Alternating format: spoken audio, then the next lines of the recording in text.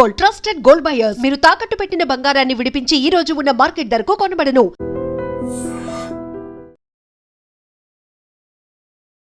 So phone tapping వ్యవహారం ఏం జరుగుతోంది, అసలు ఎక్కడికి దారి తీస్తుంది? ఇన్వెస్టిగేషన్ ఏమీ జరగడం లేదు, కేవలం రాజకీయమే నడుస్తుంది. టెలిఫోన్ అనే సాధనం మన దేశంలోకి వచ్చినప్పటి నుంచి ఫోన్ ట్యాపింగ్ జరుగుతూనే ఉంది. ఇవన్నీ తప్పించుకోవాలి, వాటన్నిటి నుంచి ప్రజలను రక్షించాలి అని అంటే, నేరస్తుల మీద ఉక్కుపాదం మోపాలంటే ట్యాపింగ్ తప్పనిసరి. కానీ ట్యాపింగ్ చేసేటప్పుడు ఫస్ట్ హరీష్ రావు, కేటీఆర్, సంతోష్ రావు, నెక్స్ట్ ఎవరు కేసీఆర్ అనేది ఎందుకు వినిపిస్తోంది? నిజంగా అరెస్టులు ఉంటాయా? మంత్రివర్గం, గతంలో మాజీ ముఖ్యమంత్రి వీళ్ళందరినీ అరెస్ట్ చేస్తారనేది అది జరిగితే రాష్ట్రం అగ్నిగుండం అవుతుంది. థంబ్నెయిల్స్ పెట్టి చేస్తారు, చేస్తే మేము దాని మీద కేసు పెడితే ఇన్వెస్టిగేట్ చేయరు. ఇదే హైదరాబాద్.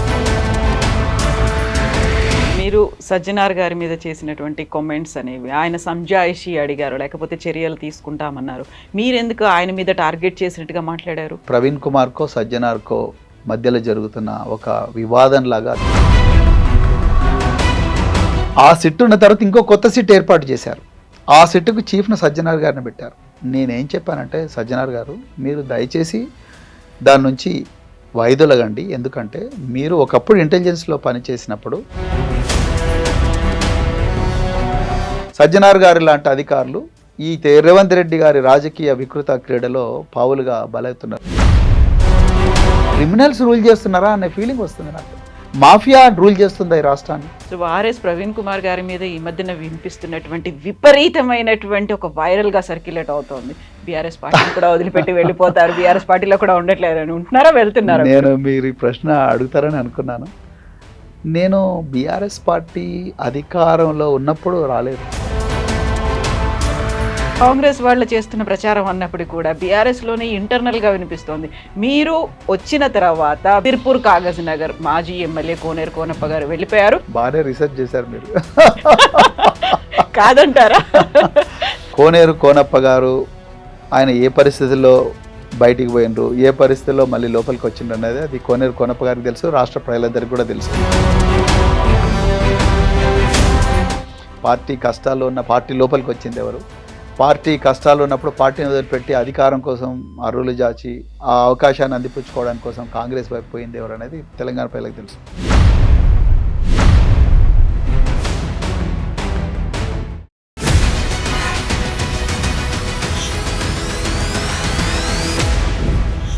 నమస్తే, welcome to iDream inside politics with Kavitha. Telangana రాష్ట్రంలో ఫోన్ ట్యాపింగ్ వ్యవహారం మీదే రాజకీయం అంతా నడుస్తోంది. గతంలో బీఆర్ఎస్ ప్రభుత్వం మాత్రమే కాదు, ఇప్పుడు కాంగ్రెస్ సర్కార్ కూడా మంత్రివర్గ ఫోన్లతో పాటుగా ప్రతిపక్ష నాయకుల ఫోన్లను కూడా ట్యాప్ చేస్తోంది అనేటువంటి ఆరోపణలు వినిపిస్తున్నాయి. యాక్చువల్గా ఫోన్ ట్యాపింగ్ అనేది ప్రభుత్వం ఎందుకు చేయిస్తోంది? అది కేవలం పోలీస్ అధికారులు చేసేటువంటి తప్పిదంగానే ఎందుకని ముద్రపడుతోంది? మనతో పాటుగా ఉన్నారు సీనియర్ లీడర్, మాజీ ఐపీఎస్ అధికారి అండ్ ప్రస్తుతం బీఆర్ఎస్ లో కీలకంగా వ్యవహరిస్తున్నటువంటి ఆర్ఎస్ ప్రవీణ్ కుమార్ గారు. హలో అండి, నమస్తే. ఎలా ఉన్నారు? ఐఎమ్ గుడ్ అండి. సో ఫోన్ ట్యాపింగ్ వ్యవహారం ఏం జరుగుతోంది, అసలు ఎక్కడికి దారి తీస్తుంది? ఏమీ జరగడం లేదు, అసలు కదలట్లేదా ముందుకి? ఇన్వెస్టిగేషన్ ఏమీ జరగడం లేదు, కేవలం రాజకీయమే నడుస్తుంది. ఇక్కడ ఫోన్ ట్యాపింగ్ అనేది నేరమే కాదు, నేరం కాదు అని చట్టమే చెప్తున్నది. ఇప్పుడు కాదు, స్వాతంత్రం రాకమునుపు నుంచి కూడా ఫోన్ ట్యాపింగ్ అనేది జరుగుతుంది. ఫోన్ ట్యాపింగ్ కాకపోతే సమాచార సేకరణ అనేది జరుగుతూ ఉన్నది. టెలిఫోన్ అనే సాధనం మన దేశంలోకి వచ్చినప్పటి నుంచి ఫోన్ ట్యాపింగ్ జరుగుతూనే ఉంది. అది చట్టబద్ధమని 1885 సంవత్సరం, అంటే ఈ కాంగ్రెస్ ఏ రోజు పుట్టిందో ఈ దేశ చరిత్రలో ఆ రోజు నుంచే ఈ టెలిఫోన్ ట్యాపింగ్ చట్టబద్ధం అని చెప్పేసి చట్టమే చెప్పింది. Indian Telegraph Act 1885 section 5 clause 2 telephone tapping చట్టబద్ధం అని చెప్పింది. సో ట్యాపింగ్ చట్టబద్ధమైనప్పుడు సాక్షాత్తు దేశ ప్రధానమంత్రి డాక్టర్ మన్మోహన్ సింగ్ గారు ఆనాడు పార్లమెంటుకు నివేదిక ఇస్తూ 9,000 ఫోన్లను మా ప్రభుత్వం ట్యాప్ చేసింది, 500 ఈమెయిల్స్ను చేసింది. దేశంలో మనీ లాండరింగ్ కానీ, పన్నుల ఎగవేత కానీ, తీవ్రవాద దాడులు కానీ, ఉగ్రవాద దాడులు కానీ ఇవన్నీ తప్పించుకోవాలి, వాటన్నిటి నుంచి ప్రజలను రక్షించాలి అని అంటే, నేరస్తుల మీద ఉక్కుపాదం మోపాలంటే ట్యాపింగ్ తప్పనిసరి. కానీ ట్యాపింగ్ చేసేటప్పుడు అన్ని జాగ్రత్తలు తీసుకోవాలి. నార్మల్ సిటిజన్స్ని ఇబ్బంది పెట్టకూడదు. అదేవిధంగా దానికి రకరకాల మార్గదర్శకాలు రూపొందించుకోవాలి. ఈ వ్యవస్థను ఎవరు కూడా దుర్వినియోగం చేయకూడదని ఆనాడు డాక్టర్ మన్మోహన్ సింగ్ గారు చెప్పారు. మొట్టమొదటి పాయింట్. సెకండ్ పాయింట్, 1997లో People's Union of Civil Liberties versus Union of India, అదేవిధంగా 2017లో justice KS Puttaswamy versus Union of India, ఈ రెండు జడ్జిమెంట్లో చాలా క్లియర్గా గౌరవ సుప్రీంకోర్టు ఏం చెప్పిందంటే, ట్యాపింగ్ చేస్తే ఆ ట్యాపింగ్ చేసే దాంట్లో ఒక్క అధికారికి అధికారం ఇవ్వకూడదు, దానికి గ్రూప్ ఆఫ్ ఆఫీసర్స్ ఉండాలి. ఈ ఫైల్ను పూర్తిగా వెట్ చేసిన తర్వాత ఇంటెలిజెన్స్ చీఫ్కి వెళ్ళాలి, అక్కడ నుంచి డీజీపీకి వెళ్ళాలి, డీజీపీ నుంచి ప్రిన్సిపల్ సెక్రటరీ హోమ్, రాష్ట్రంలో అయితే రాష్ట్ర హోమ్ సెక్రటరీ, కేంద్రంలో అయితే కేంద్ర హోమ్ సెక్రటరీ అప్రూవ్ చేయాలి. ప్రతి 2 నెలలకు ఒకసారి చీఫ్ సెక్రటరీ నేతృత్వంలో లా సెక్రటరీ, అదేవిధంగా జిఐడి సెక్రటరీ ముగ్గురు కలిసి ఎవరెవరి నెంబర్లు ట్యాప్ చేస్తున్నారన్న విషయాన్ని, ఎందుకు ట్యాప్ చేస్తున్న విషయాన్ని రివ్యూ చేసి ఆథరైజ్ చేయాలి. తర్వాత ప్రతి 6 నెలలకు ఒకసారి ఆ రికార్డులను అఫీషియల్గా ధ్వంసం చేయాలని గైడ్లైన్సే చెప్తున్నాయి, జీవోలు చెప్తున్నాయి. ఇంత ఉన్నప్పుడు మళ్ళీ దీనికి సిట్ ఎందుకండి? ఈనాటి తెలంగాణ ముఖ్యమంత్రి రేవంత్ రెడ్డి గారు ఇక్కడ ఢిల్లీలో చిట్ చాట్ చేస్తూ ట్యాపింగ్ కామన్ కదా అన్నాడు. ట్యాపింగ్ కామన్ అనేది జరుగుతుంది, రాజ్యాలు చేస్తా అన్నాడు. మరి ముఖ్యమంత్రి చెప్తాడు, అదే కాంగ్రెస్ పార్టీకి చెందిన డాక్టర్ మన్మోహన్ సింగ్ గారు చెప్తారు, కాంగ్రెస్ ఏనాడు పుట్టిందో ఆనాడే ఈ చట్టాలు, ఈ దేశంలో కాంగ్రెస్ పుట్టినాడు ఏ చట్టాలు అయితే ఉన్నాయో ఆ చట్టాలే ఈ రోజుకి కూడా ఉన్నాయి. అలాంటప్పుడు ట్యాపింగ్ తప్పెట్లా అవుతుందండి? దానికి సిట్ ఎందుకు? అది మేము అంటున్నది. సో ఈ సిట్టు కేవలం రాజకీయంగా బీఆర్ఎస్ పార్టీని ఇబ్బంది పెట్టాలని, కేసీఆర్ గారి కుటుంబాన్ని ఇబ్బంది పెట్టాలని చేస్తున్నారనేది మా ప్రధానమైన అభియోగం, ఆరోపణ. మేము వాస్తవాలు ప్రజల ముందర పెడుతున్నాం. ఫోన్ ట్యాపింగ్ చేయొచ్చు అని చట్టంలో ఉన్నప్పటికీ కూడా అది ఎవరైతే దేశానికి వ్యతిరేకంగా వర్క్ చేస్తున్నారో, సంఘ వ్యతిరేక శక్తులు ఎవరైతే ఉన్నారో, ఎవరి వల్ల అయితే ప్రమాదం జరుగుతుందో, ఒక డిఫెన్స్ కోసమని మనం చెయ్యొచ్చు అనేది ఉంది. బట్ ఇక్కడ గత సర్కార్ చేసిందంతా కూడా ప్రతిపక్ష నాయకులను టార్గెట్ చేసింది, లేకపోతే ఎన్నికల్లో గెలవడానికే దీన్ని ఒక అక్రమంగా యూజ్ చేసుకున్నారు అనేదే కదా ఆరోపణనే. అవన్నిటికి సంబంధించి రికార్డ్స్ ఉన్నాయి. పర్సనల్గా ఎవరెవరు ఏం మాట్లాడుకుంటున్నారో, వ్యక్తిగత జీవితాల్లోకి కూడా తొంగి చూశారు అనేది. ఇప్పుడు సిట్టు చెప్పమని చెప్పండి అవన్నీ. అదే నేను చెప్తున్నాను. సిట్టును అవి ఆరోపణలు మాత్రమే కవిత గారు. రకరకాల అధికారులు ఉంటారు, ఒక అధికారి చేసేది కాదు. మళ్ళీ చెప్తున్నాను, దీనికి స్పష్టమైన ప్రోటోకాల్ ఉంది. ఒక్క వ్యక్తి చేసేది కాదు, చాలా సర్వీసు ఉన్న ఉన్నతాధికారులు తీసుకోవాల్సిన నిర్ణయాలు. వాళ్ళు అంత అల్లాటప్పగా రోడ్డు మీద పోయే ఒక మామూలు పౌరుడిగా తీసుకున్న నిర్ణయాలు కావు ఇవి. అధికారులు తీసుకున్న నిర్ణయాలా, లేకుంటే ప్రభుత్వం వాళ్ళతో బలవంతంగా చేయించింది? చాలా మంచి ప్రశ్న. అధికారులే తీసుకోవాలి, ప్రభుత్వానికి తెలియదు. ప్రభుత్వం అంటే ఎవరు మీ ఉద్దేశంలో? గవర్నమెంట్, అక్కడ సీఎం ఉంటారు, మంత్రివర్గం ఉంటుంది. Very good question. మంత్రివర్గంలో ఎవ్వరికి కూడా సంబంధం ఉండదు. నేను ఆ రోజు కూడా బీఆర్ఎస్ భవన్లో, తెలంగాణ భవన్లో ప్రెస్ మీట్లో అదే చెప్పాను. నా కవిత గారు మీరు నంబర్, కానీ నేను పోలీస్ డిపార్ట్మెంట్ నుంచి వచ్చినా కాబట్టి నాకున్న అవగాహన మేరకు చెప్తాను. మా డిపార్ట్మెంట్లో చాలామందికి ఇంటెలిజెన్స్ ఆఫీసు ఇలా ఉంటుంది అని మాత్రమే, ఎక్కడో ఉంటుంది ఆ బిల్డింగ్ మాత్రమే తెలుసు తప్ప దాంట్లోకి ఎవరు వెళ్ళరండి. అసలు ఇంకా కొన్ని శాఖలు ఉంటాయి డిపార్ట్మెంట్లో, ఆ శాఖల గురించి ఎవరికి తెలియదు, తెలుసుకోవాలని ఎవరు ప్రయత్నం చేయరు. వాళ్ళు ప్రయత్నం చేసినా అక్కడికి జనరల్గా యాక్సెస్ ఉండదు. అంటే పోలీసు డిపార్ట్మెంట్లో ఒక్కొక్కసారి హోమ్ మినిస్టర్ కూడా తెలవని శాఖలు కొన్ని ఉంటాయి. అలాంటిది సీఎం గారికి ఎట్లా తెలుస్తుంది? హోమ్ మినిస్టర్కి తెలియనప్పుడు సీఎంకి ఎట్లా తెలుస్తుంది? అసలు ఏ సీఎం కూడా ఇంటెలిజెన్స్ ఆఫీసర్స్ను మీరు ఈ నెంబర్లను ట్యాప్ చేయండి అని చెప్పడు. Point number 1. అగర్ చెప్తే ఆ ఇంటెలిజెన్స్ ఆఫీసరు ఏ విధంగా సమాచారాన్ని సేకరిస్తున్నాడు అనేది ఎక్కడ కూడా చెప్పరు. అంటే ఇంటెలిజెన్స్ ఆఫీసర్లు సమాచారాన్ని ఏ విధంగా సేకరిస్తారన్నది ఏ ముఖ్యమంత్రి కూడా చెప్పాల్సిన అవసరం లేదు. సమాచారాన్ని సేకరించి ఎవరికి ఇస్తారు? ఇప్పుడు ప్రభుత్వంలో ఉన్న వాళ్ళకి అవసరం అనేది ఉంటుంది, ఎవరెవరు ఏం చేస్తున్నారని. ఒక స్వయం నిర్ణయాధికారం పోలీసులకే, బాసులకే ఉంటుందంటారా? సమాచారాన్ని సేకరించి వాళ్ళు చీఫ్ ఆఫ్ ఇంటెలిజెన్స్కి ఇస్తారు. చీఫ్ ఆఫ్ ఇంటెలిజెన్స్ తెలంగాణ ముఖ్యమంత్రికి, ఆ తెలంగాణ క్యాబినెట్కు ఏ సమాచారం చెప్పాలనో ఆ సమాచారం చెప్తాడు.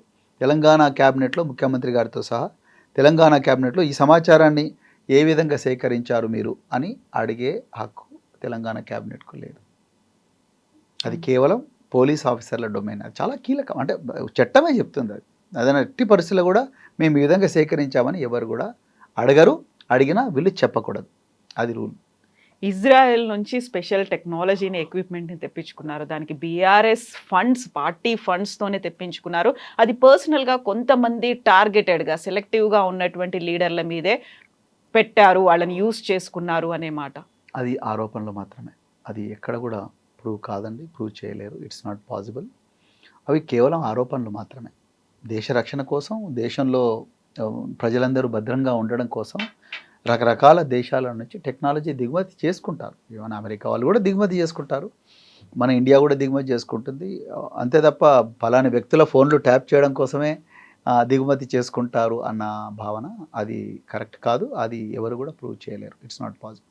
మునుగోడు బై ఎలక్షన్తో సహా గతంలో జరిగినటువంటి ఎలక్షన్స్ వీటన్నిటిలలో కేవలం అక్కడ నాయకులు మాత్రమే కాదు, వాళ్ళ చుట్టూపు ఉన్నటువంటి సెక్యూరిటీ గార్డ్స్, బాడీ గార్డ్స్ దగ్గర నుంచి, వాచ్మెన్ల ఫోన్ల దగ్గర నుంచి, ఇంట్లో ఉన్నటువంటి ప్రతి ఫోన్ 20 ఫోన్లు, 30 ఫోన్లు, 100 ఫోన్లు ట్యాప్ చేశారు. ఇలాంటివి ప్రతి ఒక్కరు చెప్తూనే వచ్చారు కదా. చెప్తూనే వచ్చారు. ప్రూవ్ చేయమనండి. అదే నేను చెప్తున్నాను. ఇప్పుడు వాళ్ళు ఏం మాట్లాడుకున్నారో కూడా బయటకు పోలీస్ ఆఫీసర్సే చెప్తున్నారు ఇన్వెస్టిగేషన్లో భాగంగా అనేది. అది కరెక్ట్ కాదు అంటున్నాను. వాళ్ళు చెప్తున్నది కరెక్ట్ కాదు అంటున్నాను నేను. ఇదంతా కూడా ఒక వ్యక్తి తీసుకునే నిర్ణయం కాదండి. అది నేను మొదట చెప్పిందే మళ్ళీ ఇప్పుడు కూడా చెప్తున్నాను. ఒక ఇంటెలిజెన్స్ డిపార్ట్మెంట్లో ఎవరి ఫోన్లు ట్యాప్ చేయాలి, ఎందుకు ట్యాప్ చేయాలి అనేది సామూహికంగా గ్రూప్ ఆఫ్ ఆఫీసర్స్ తీసుకునే నిర్ణయాలు. దాని మీద పేపర్ మీద కూడా ఉంటుంది ప్రతిదీ కూడా. అంత ఈజీగా ఈ నెంబర్ ట్యాప్ చేస్తే కవిత గారు మీరు ఎయిర్టెల్ కదా, లేకపోతే మీరు ఎయిర్సెల్ కదా, టాటా కదా, మీరు చేయండి అంటే వాళ్ళు చేయరు. It's not possible. వాళ్ళు చేస్తే వాళ్ళ కంపెనీలు మూసుకోవాల్సి వస్తుంది, వాళ్ళు దేశద్రోహులు అవుతారు. సో ప్రతిదానికి ఒక రూలు, ప్రోటోకాల్ ఉంటుంది. ఎవరెవరి ఫోన్లు ట్యాప్ చేశారు, ఎందుకోసం చేశారు అనేది ఆ ఫైల్స్లో ఉంటుంది. అది చీఫ్ సెక్రటరీ దగ్గర నుంచి డీజీపీ దాకా, డీజీపీ నుంచి చీఫ్ ఆఫ్ ఇంటెలిజెన్స్ దాకా, చీఫ్ ఆఫ్ ఇంటెలిజెన్స్ నుంచి కింది స్థాయి అధికారుల దాకా అందరికీ తెలుసు. రికార్డు ఉంటుంది. ఆ రికార్డు చూసి మళ్ళీ 6 నెలల తర్వాత, 2 నెలల తర్వాత రివ్యూ కమిటీ కూడా అంతా చూస్తుంది. అలాంటప్పుడు మీరు హోంగార్డ్ల ఫోన్లో ట్యాప్ చేశారా, వాచ్మెన్ల ఫోన్లో ట్యాప్ చేశారా అనేది, వాళ్ళు ఎందుకు ట్యాప్ చేశారు అనేది వాళ్ళ కారణాలు రాసుంటారు. ఆరోపణలు ప్రూవ్ చేయాలి. ఇప్పుడు సిట్ వాళ్ళు, నేనేమంటున్నానంటే సిట్ వాళ్ళు రేపు ప్రూవ్ చేయాలి ఇవన్నీ, వీళ్ళు ఎందుకోసం చేశారని. అంత ఈజీ కాదండి అది. అసలు మా బాధ అంత ఏంటంటే, ఒకటి కవిత గారు, నేను ఒక్కటే చెప్తాను. నిజంగా ట్యాపింగ్ అనే అధికారం అపరిమితమైన అధికారం. ఇది మామూలు అధికారం కాదు. అపరిమితమైన అధికారము. ఏ డిపార్ట్మెంట్కు, ఏ ప్రజలకు లేని అధికారము పోలీస్ డిపార్ట్మెంట్లో ఒక గ్రూప్ ఆఫ్ పోలీస్ ఆఫీసర్స్కు చట్టబద్ధంగా ఇవ్వబడ్డది. దాన్ని మిస్యూజ్ చేసి ఎవరైనా అధికార దుర్వినియోగాన్ని పాల్పడి తన స్వార్థ చింతన కోసం డబ్బులో లేకపోతే ఇంకేవో చేశారంటే వాళ్ళు తప్పకుండా తప్పు చేసినట్టే. దాన్ని డిపార్ట్మెంటు తప్పకుండా ఇన్వెస్టిగేట్ చేయాల్సిందే. ఇన్వెస్టిగేట్ చేసి వాళ్ళను దోషులుగా ముందర నిలబెట్టాల్సిందే. దానికి రకరకాల మార్గాలు ఉన్నాయి. అది మా డీజీపీ గారికి తెలుసు, ప్రిన్సిపల్ సెక్రటరీ హోమ్కి తెలుసు, అందరికీ తెలుసు ఎట్లా పోలీస్ ఆఫీసర్స్ను ఇన్వెస్టిగేట్ చేయాలనేది. కానీ ఇందులో పొలిటీషియన్స్ను సంబంధం లేని వాళ్ళని పిలిపించి సినిమా తారల ఫోన్లు ట్యాప్ చేశారు అని చెప్పి మీడియాకు లీకులు ఇచ్చి ఒక 6 నెలల తర్వాత వ్యక్తిత్వ హననం జరిగిన తర్వాత, మేము ట్యాప్ చేయలేదు, ఎవరు చెప్పారు, మేమే చెప్తున్నాం కదా ట్యాప్ చేయలేదని చెప్పి అది కూడా అఫీషియల్గా చెప్పకుండా ఇండైరెక్ట్గా మళ్ళీ మీడియాకు చెప్పి అప్పటి వరకు అశ్లీలమైన థంబ్నెయిల్స్ పెట్టి కేటీఆర్ గారి మనస్తత్వాన్ని, వ్యక్తిగతాన్ని, హరీష్ రావు గారి వ్యక్తిత్వాన్ని, ఇంకా ఎంతోమంది వ్యక్తిత్వాన్ని బహిరంగంగా నాశనం చేసి ఇప్పుడు ఏం సాధిస్తారండి? మేము దాన్ని వ్యతిరేకం అంటున్నాం. ఏ ముఖ్యమంత్రి కూడా, నేను ఇంతకుముందే చెప్పింది మళ్ళీ చెప్తున్నా, ఏ ముఖ్యమంత్రి కూడా చీఫ్ ఆఫ్ ఇంటెలిజెన్స్కు వాడి నెంబర్ వీడి నెంబర్ ట్యాప్ చేయని చెప్పడు. చీఫ్ ఆఫ్ ఇంటెలిజెన్స్కు 3 లక్షల రూపాయల జీతం వస్తుంది. ఆ 3 లక్షల రూపాయల జీతంలో ఆయన చేయాల్సింది ఇదే పని. ఆయన డ్యూటీ. ఎవరి వల్ల రాజ్యానికి ప్రమాదం ఉంది, ఎవరి వల్ల రాజ్యం కుప్పగూలే ప్రమాదం ఉన్నది, ఎవరి వల్ల ఇదే రాష్ట్ర ప్రజల ప్రాణాలు ప్రమాదంలో పడతాయి, దానికి ఏమేం చేయాలని ఆయన డిసైడ్ చేసుకోవాలి. టెక్నాలజా, లేకపోతే మనుషులా, లేకపోతే ఇంకేదా, లేకపోతే పౌరాలా, లేకపోతే డేగలా, ఆయన డిసైడ్ చేసుకోవాలి. అంతే తప్ప ముఖ్యమంత్రులు ఎందుకు చెప్తారండి? ముఖ్యమంత్రుల పని అది కాదు కదా. ముఖ్యమంత్రులు ప్రజలు ఓట్లేసి గెలిపించిండ్రు, మమ్మల్ని క్షేమంగా కాపాడమన్నారు. తర్వాత ముఖ్యమంత్రులు రాజ్యాన్ని బాగా చూసుకోండి అని జీతం ఇస్తున్న అధికారులకు చెప్తారు. అధికారులు వాళ్ళ పని వాళ్ళు చేస్తారు. అంతే తప్ప ముఖ్యమంత్రి నువ్వు పలాని TV9 ఆఫీసు ముందర పలాని వ్యక్తి ఉన్నాడు, ఐ డ్రీమ్స్ ఆఫీస్ ముందర పలాని దుండగుడు ఉన్నాడు, ఆయన పట్టుకోండి అని చెప్తారా? వాళ్ళకి ఎట్ట తెలుస్తుంది? ఇప్పుడు దేశ భద్రతా రక్షణ వ్యవహారాల కోసం ఎన్ఐఏ అనేది ఉంది. దేశంలో ఇంటర్నల్ గా ఎవరున్నారు, ఎక్స్టర్నల్ గా ఎవరున్నారు, వాటన్నిటిని చేసిన తర్వాత మళ్ళీ ప్రభుత్వాలు, రాష్ట్ర ప్రభుత్వాలు కూడా వీటిని మళ్ళీ మేనేజ్ చేయాల్సిన అవసరం లేకుంటే రాష్ట్రంలో ఉన్నటువంటి పోలీసులు కూడా స్వచ్ఛందంగా చేయడం ఎందుకని? మంచి ప్రశ్న. దేశంలో రకరకాల రాష్ట్రాలు ఉన్నాయి. ఒక్కొక్క రాష్ట్రానికి ఒక ప్రభుత్వం ఉంటుంది. మనది ఫెడరల్ రాజ్యాంగం, అంటే మనది యూనియన్ ఆఫ్ స్టేట్స్. మనకు రాష్ట్రాలకు కూడా పవర్స్ ఉంటాయి. ఒక్కొక్క రాష్ట్రానికి రాజ్యాంగబద్ధంగా కొన్ని లా అండ్ సబ్జెక్ట్స్ డివైడ్ చేశారు. సెంట్రల్ లిస్టు, యూనియన్ లిస్టు, తర్వాత state list, concurrent list. State list అంటే స్టేట్ లిస్టులో ఉన్నవి ఏంటంటే లా అండ్ ఆర్డర్ అంతా కూడా మన రాష్ట్రం చేతిలో ఉంటుంది. కానీ రెండు రాష్ట్రాల మధ్యలో కోఆర్డినేషన్ కావాలంటే సెంట్రల్ గవర్నమెంట్ వస్తుంది. ఎందుకంటే ఒక టెర్రరిస్టు సపోజ్ మహారాష్ట్రలో తయారని అనుకోండి, మహారాష్ట్ర ఆయన వచ్చి తెలంగాణలో దాడి చేశారనుకోండి, సో మహారాష్ట్ర తెలంగాణ పోలీసుల మధ్యలో కోఆర్డినేషన్ కావాలి. అదంతా కూడా సెంట్రల్ గవర్నమెంట్ చూస్తుంది. సో దేశ రక్షణ, union home secretary, union home ministry, వీళ్ళందరూ కూడా రకరకాల ఏజెన్సీల ద్వారా మిగతా రాష్ట్రాల్లో ఏం జరుగుతుందంతా కూడా కనుక్కోవడానికి వాళ్ళకి హక్కు ఉంది, వాళ్ళు చేస్తారు. కానీ ఒక రాష్ట్రంలో ఉండే పూర్తి లా అండ్ ఆర్డర్, ఇలా పంజాగుట్ట పోలీస్ స్టేషన్లో ఏమవుతుంది, ఇదేమవుతుంది, ఇక్కడ రాష్ట్రం లోపల ఏమవుతుంది అనేది కేంద్ర ప్రభుత్వం చూడలేదు. It's not possible and it is not correct also constitutionally. రాజ్యానికి స్వతంత్రత ఉండాలిగా, మరి ముఖ్యమంత్రి ఎందుకు, హోంమంత్రి ఎందుకు రాష్ట్రంలో అట్లా? సో అవి ఉన్నప్పటికి కూడా ఇక్కడ ఎందుకు చేస్తారనేది మీ ప్రశ్న. అంత పెద్ద సంస్థలు ఉన్నప్పుడు మళ్ళీ ఇక్కడ చేస్తారంటే ఏ రాష్ట్రంకు ఆ రాష్ట్రం యొక్క స్వతంత్రత ఉంటుంది, రాజ్యాంగమే చెప్తుంది. లేకపోతే ఫెడరల్ స్ట్రక్చర్ ఏమున్నది? సో ఇప్పుడు ఎన్ఐఏ ఏం చేసింది, ఎన్ని దాడులు చేసింది, ఎంతమందిని పట్టుకుంది అనేది అఫీషియల్ గా వస్తుంది. బట్ రాష్ట్రాలు దీన్ని మిస్యూజ్ చేస్తున్నాయి. వ్యక్తిగతంగా ఒకరిని టార్గెట్ చేయడానికో, ఎలక్షన్స్ లో వాళ్ళని దెబ్బతీయడానికో, లేకుంటే ప్రతిపక్ష లీడర్లు కొంతమందిని ఉన్నారో వాళ్ళని రహస్యాలు తెలుసుకోవడానికి మాత్రం ఉపయోగిస్తుంది. ఎన్ఐఏది రిలీజ్ చేస్తోంది, బట్ వీళ్ళది ఎందుకు బయటికి రావట్లేదు? యాక్చువల్గా ఎన్ఐఏ కూడా రిలీజ్ చేయదండి. ఇంటెలిజెన్స్ ఏజెన్సీ ఏది కూడా రిలీజ్ చేయదు, చేయకూడదు కూడా. Point number 1. పాయింట్ నెంబర్ 2, ప్రతిదీ మనకు రిలీజ్ చేస్తేనే పని అయినట్టుగా కనిపిస్తుంటుంది. కానీ రిలీజ్ చేయకుండానే, మనకు తెలియకుండానే, మనం గాఢ నిద్రలో ఉన్నప్పుడు కూడా పోలీసులు రాత్రింబవళ్ళు మెలుక్కొని ఇలాంటి ఆర్గనైజేషన్స్, మీరు చెప్పిన ఆర్గనైజేషన్స్లో ఎన్నో టెర్రరిస్టు ప్రమాదాలను పసిగట్టి ముందరనే వాటిని న్యూట్రలైజ్ చేస్తుంటారు. ఎన్ఐఏ దాడులు చేసింది, ఎగ్జాక్ట్లీ, టెర్రర్ కాకముందు అని అప్పుడప్పుడు చెప్తుంటారు. అదర్వైజ్ మనకు తెలియకుండానే చాలా జరిగిపోతుంటాయి. సో ఏ రాజ్యం కూడా, ముఖ్యంగా నిఘా సంస్థలు ఏవి కూడా ప్రెస్ మీట్లు పెట్టడం కానీ, ప్రెస్ నోట్ రిలీజ్ చేయడం కానీ జనరల్గా చేయరు. ఏదో అరెస్ట్ అయితే తప్ప చేస్తారు, ఒక ఇంట్లో సెర్చ్ చేస్తే తప్ప చేస్తారు, అంతే తప్ప అదర్వైజ్ మేము ఇలాంటి ఇంటెలిజెన్స్ సేకరించామని ఎప్పుడు కూడా చెప్పరు. ఇక్కడనే కాదు, ప్రపంచంలో ఎక్కడ కూడా చెప్పరు, చెప్పకూడదు కూడా. సో ఇప్పుడు పోలీసులకే నిర్ణయాధికారం ఉంటుంది, వాళ్ళంతా వాళ్లే చేస్తారు అనుకున్నప్పుడు, మీరు కూడా బిఎస్పీ అధినేతగా ఉన్నప్పుడు మీరు ప్రభుత్వం చేస్తోంది, ప్రభుత్వం చేసిందా అక్కడ పోలీసులు చేశారా? మీరు చేసినటువంటి ఆరోపణ కూడా నాకు మంచి ప్రశ్న. నాకు యాపిల్ నుంచి మెసేజ్ వచ్చింది, హ్యాక్ అవుతోంది అని, నా ఫోన్ హ్యాక్ అవుతుందని. యాపిలే రాసింది, నీ ఫోన్ మామూలు ఎవడు హ్యాక్ చేయడు, ఏదో రాజ్యం హ్యాక్ చేస్తుంది. రాజ్యం హ్యాక్ చేసినప్పుడు రాజ్యాలు రెండే ఉంటాయి, తెలంగాణ ప్రభుత్వం ఉండాలి, నేను తెలంగాణలో పుట్టినా కాబట్టి, లేకపోతే కేంద్ర ప్రభుత్వం ఉండాలి. నేను అదే చెప్పాను, తెలంగాణ ప్రభుత్వం అన్న చేసి ఉండాలి, రాజ్యం అంటే అదే కదా. తెలంగాణ పోలీసులే చేస్తున్నారని యాపిల్ ఏం చెప్పలేదు, ఒక రాజ్యం చేస్తుంది. ఆ రాజ్యం ఏదో నాకు తెలియదు, కానీ మాకు ఇంకా ఫర్దర్గా తెలిస్తే చెప్తానంటే 2 మెయిల్స్ పంపించింది. ఆ మెయిల్స్ కాపీలు తీసుకొని చెప్పి నేను commissioner of police C V Anand గారికి ఇచ్చాను. ఇట్లా ఉంది, నాకు మరి ఆ రాజ్యం ఏదో కేంద్ర రాజ్యమా రాష్ట్ర రాజ్యమా నాకు తెలియదు, బట్ దీన్ని ఇన్వెస్టిగేట్ చేయండి అన్నారు. కానీ వాళ్ళు ఏం ఇన్వెస్టిగేట్ చేయలేదు, ఎఫ్ఐఆర్ చేసి వదిలేశారు. సో ఐపీఎస్ ఆఫీసర్గా మీరు కంప్లైంట్ చేశారు, ఆ తర్వాత ఐఏఎస్ ఆఫీసర్ ఆకునూరి మురళీ కూడా చేశారు. అంటే వీళ్ళని ఒక రాజ్య వ్యతిరేక శక్తులు అని అనుకున్నారా ఏంటి అసలు? నాకు తెలియదు, మరి ఎవరు చేశారో వాళ్ళని అడగాలి. అది మా ఫోన్లో ఎవరు ట్యాప్ చేశారు అనేది నిజంగా మా ఫోన్లకి ఏమైనా పెగాసస్ సాఫ్ట్వేర్ ఏమైనా వచ్చిందా అవన్నీ కూడా మాకు తెలియదు. అది వాళ్ళు రాజ్యమే చెప్పాలి, మరి మాకు పౌరులుగా మాకేముంటుందండి. సో మేము పోయి పోలీస్ స్టేషన్లో కంప్లైంట్ చేయగలం, కంప్లైంట్ చేస్తే వాళ్ళు చెప్పాలి కదా, మరి వాళ్ళు చెప్పలేదు, మాకేం చెప్పలేదు. మా ఏ ఫోన్లు అటాక్ అయింది, ఎందుకు అయింది అని కూడా చెప్పాము, అన్ని ఇచ్చాను, మెయిల్స్ అన్ని కూడా ఇచ్చాను, వాళ్ళేం చెప్పలేదు మాకు.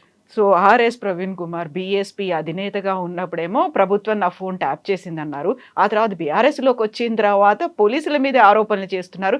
ద్వంద్వ నీతి అనేది వెరీ రీసెంట్గా బీజేపీ ఎంపీ రఘునందన్ ఒక వాయిస్, అప్పుడు ఆర్ఎస్ ప్రవీణ్ కుమార్, ఇప్పుడు ఆర్ఎస్ ప్రవీణ్ కుమార్, మధ్యలో ఈయన ఏం మారింది, ఎందుకు మారాడు? ఒక పోలీస్ ఆఫీసర్ రాజకీయ నాయకుడు అయితే ఇలాగే టంగ్ ట్విస్ట్లు అనేవి ఉంటాయా? ఇలాంటి బోల్డ్ డౌట్స్ నిజంగా రాజకీయ నాయకులే టంగ్ ట్విస్ట్ చేస్తారు, పోలీస్ ఆఫీసర్లు చేయలేరు, చేయనీకే కాదు వాళ్ళకి రాదా. మీరు మారిపోయారు అయితే రఘునందన్ రావు గారు చేస్తున్న టంగ్ ట్విస్ట్ నేను చేయలేను.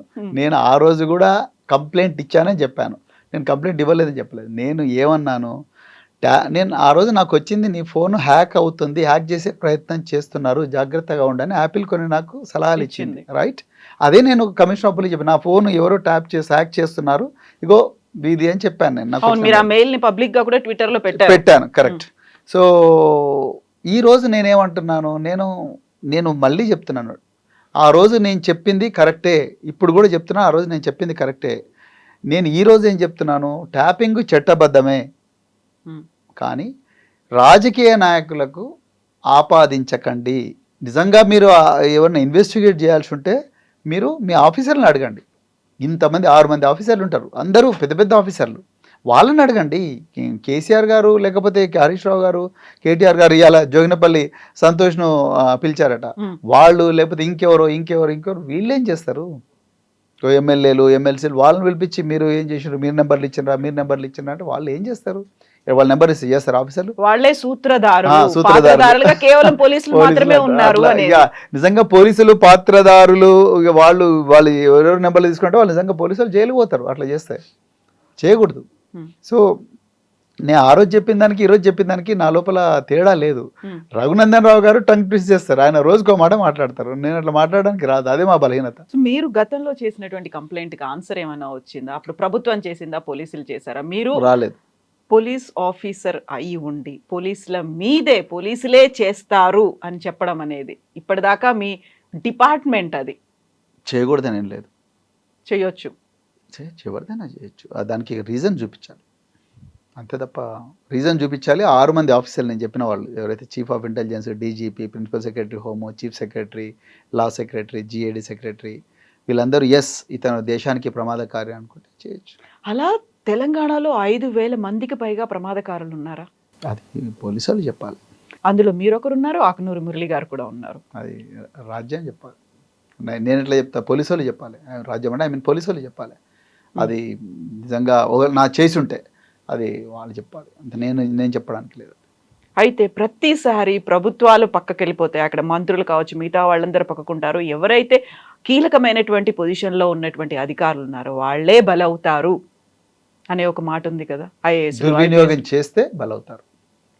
ప్రభుత్వం చెప్తుందండి చెయ్యండి, సంతకం పెట్టండి అని చెప్పినప్పుడు ఆబ్వియస్ గా పెట్టాల్సిన అవసరం ఉంటుంది, వాళ్ళ మీద ప్రెషర్ ఉంటుంది. చాలా కీలకమైన ప్రశ్న అడిగారు, కానీ మీరు ప్రభుత్వం చెప్పింది చేయాలన్నా, ఒకవేళ నాకు తెలిసినంత ఏ ప్రభుత్వం చెప్పదు, ఒకవేళ చెప్పిన ప్రభుత్వం అంటే ఎవరైనా ముఖ్యమంత్రి లేకపోతే హోంమంత్రి ఎవరైనా చెప్పరు అని నేను బలంగా నమ్ముతున్నా. ఒకవేళ ఎవరైనా చెప్పినా ఏ ఆఫీసర్ కూడా చేయకూడదు, చేయకూడదు. నేను మళ్ళీ రిపీట్ చేస్తున్నాను, ఇంటెలిజెన్స్ సేకరణ, సమాచార సేకరణ గోప్యనీయంగా పోలీసు శాఖనే చేస్తుంది. ఏ ముఖ్యమంత్రి కూడా తెలవనీయకూడదు. ఏ ముఖ్యమంత్రి కూడా ఫలాని కవిత నెంబరు, ఫలాని ప్రవీణ్ కుమార్ నెంబరు, ఫలాని రాజు నెంబరు చేయండి అని చెప్పరు. ఇప్పుడు మనకి చట్టంలోనే ఉంది అనుకున్నప్పుడు వీళ్ళందరూ హార్డ్ డిస్క్లని ధ్వంసం చేశారు, పారిపోయారు, కనిపించకుండా మూసీలో పడేశారు, లేకుంటే వాటిని ధ్వంసం చేశారు, ఆ కేసు ఎందుకు ఉంది మరి? అది ఎందుకు పెట్టిండ్రో అదే చట్టబద్ధతను ప్రశ్నిస్తున్నది అదే. ఒకవేళ కమిటీనే ధ్వంసం చేయమని చెప్తుంది, 6 నెలలకు ఒకసారి కమిటీనే దీన్ని ధ్వంసం చేయండి, డేటాను ధ్వంసం చేయండి అని చెప్తుంది. మరి ఆ విధంగా డేటా ధ్వంసం జరిగినప్పుడు ఈ కేసు ఎందుకు వచ్చిందో మాకు అర్థం. బట్ అక్కడ కాన్స్టిట్యూషన్ గా ఒక కమిటీ ఫామ్ అయింది అనేది ఉందా అఫీషియల్ గా? అది ఎందుకు మరి వీళ్ళు ఉన్నారు ఈ కమిటీలో, ఈ హెడ్ ఉంటారు, లేకపోతే ఈ ఆధ్వర్యంలో 6 సభ్యులు అనేది ఏర్పడింది అనేది అఫీషియల్ గా బయటికి రాలేదు కదా. ఉంటదండి, అది వాళ్ళు కోర్టులో సబ్మిట్ చేసిన డాక్యుమెంట్స్ చూడండి, తప్పకుండా కమిటీలు ఉంటాయి. కమిటీలు లేకుండా ఎట్లా ధ్వంసం? వాళ్ళని ఏర్పాటు చేసేది ఎవరు ఫామ్ చేస్తున్నారు? గవర్నమెంట్, అది చట్టంలోనే ఉంది, గైడ్ లైన్స్. అది పోలీస్ డిపార్ట్మెంట్ అంటే హోంమంత్రి కాదు, చీఫ్ సెక్రటరీని డిసైడ్ చేస్తారు. చీఫ్ సెక్రటరీ, ఆ కమిటీలో చీఫ్ సెక్రటరీ చైర్మన్ చైర్మన్గా ఉంటారు. అదేవిధంగా లా సెక్రటరీ, జిఐడి సెక్రటరీ వీళ్ళందరూ ఉంటారు. తర్వాత పోలీసు నుంచి ప్రిన్సిపల్ సెక్రటరీ హోము, డీజీపీ వీళ్ళందరూ రిప్రజెంటేటివ్స్ ఉంటారు.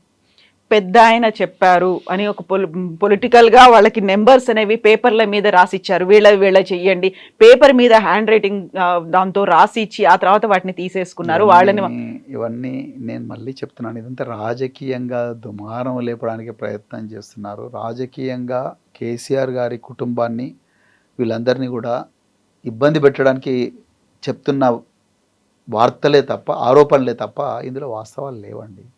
నేను మళ్ళీ రిపీట్ చేస్తున్నాను, మళ్ళీ మీరు 10 సార్లు అడిగినా ఇదే చెప్తా, ఏ ముఖ్యమంత్రి కూడా పలానా నెంబర్ ఉంది అని చెప్పారండి. ఓ పెద్ద ఆయన చెప్పారు, చెప్పరు, రాసిచ్చారు. ఇప్పుడు సంతోష్ ఈ రోజు అటెండ్ అవుతున్నారు, సంతోషే ఆయన నెంబర్లు ఇచ్చారు, ఆయనే రాసిచ్చారు అని. ఆయన ఒక మాజీ రాజ్యసభ సభ్యుడు, ఆయన రాసిస్తే ఎవరైనా చేస్తారా? సంతోష్ రాసిస్తే ఎవరైనా ఈ నెంబర్ పెట్టునంటే పెడతారా? సీఎం ఫ్యామిలీ కదా, సీఎం కి అత్యంత సన్నిహితంగా ప్రతిరోజు ఉండేటువంటి ఒక పర్సన్. నాట్ పాసిబుల్ అండి, అట్లా చేయరు. పోలీస్ ఆఫీసర్లు వాళ్ళు రాజకీయ నాయకులు ఇవాళ ఉంటారు, రేపు పోతారు. కవిత గారు అంటే వాళ్ళు ఈ రోజు అధికారం ఉంటారు, రేపు ప్రతిపక్షాలు ఉంటారు. కానీ 30 సంవత్సరాలు ఉద్యోగాలు ఉండాల్సింది ఎవరు? Police officers. బట్ అదే పోలీస్ ఆఫీసర్లని టార్గెట్ చేస్తున్నట్టున్నారు. సిట్లో అధికారులు ఒక 6 నెలల్లో రిటైర్ అయిపోయే వాళ్ళు, మా ప్రభుత్వం వచ్చింది తర్వాత మేము చూసుకుంటాం, మీరు ఇష్టం వచ్చినట్టుగా ఆడకండి, వాళ్ళు ఆడిస్తున్నట్టుగా మీరు డాన్స్ చేయకండి. రిక్వెస్ట్ చేస్తున్నాం, చేతులు జోడించి పోలీస్ ఆఫీసర్లకు మేము రిక్వెస్ట్ చేస్తున్నాం, దయచేసి చట్టబద్ధంగానే పనిచేయండి, మీరు రాజకీయ ఒత్తిళ్లకు లొంగకండి. రేవంత్ రెడ్డి గారు లేకపోతే ఆయన కింద ఉండే అనుచరులు ఏదో చెప్పారని చెప్పేసి మీరు దయచేసి తప్పటి అడుగులు వేయకండి, వేస్తే చట్టబద్ధంగా మేము చర్యలు తీసుకోవాల్సి ఉంటుంది అని చెప్పడంలో తప్పే ఉందండి?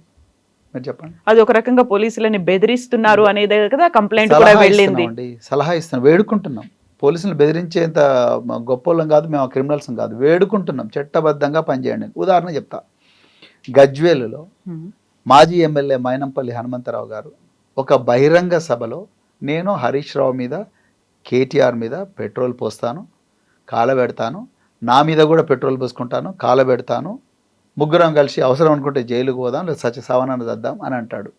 అది నేరమా కాదా? నేరమే, కరెక్ట్. ఆ నేరము కంప్లైంట్ తీసుకొని మేము గజ్వేల్ పోలీస్ స్టేషన్కి పోతాం, తీసుకోరు. గజ్వేలు కమిషనర్ ఆఫ్ పోలీస్ అంటే సిద్దిపేట కమిషనర్ ఆఫ్ పోలీస్ గారి దగ్గరికి పోతాం మేము. వాళ్ళు కంప్లైంట్ను కేసుగా రిజిస్టర్ చేయకుండా లీగల్ ఒపీనియన్కి పంపిస్తారు. లీగల్ పంపిస్తే లీగల్ ఒపీనియన్, ఇది సివిల్ కేసు అని లీగల్ ఒపీనియన్ వస్తుంది, అంతే. కేసు రిజిస్టర్ కాలే, హైకోర్టులో ఇస్తాం, హైకోర్టు నుంచి మాకు ఇంతవరకు రిలీఫ్ రాలే. అంటే నేను మీరు ఎందుకు చెప్తున్నా అంటే నిజంగా సోమోటోగా కేసు రిజిస్టర్ చేయాలి.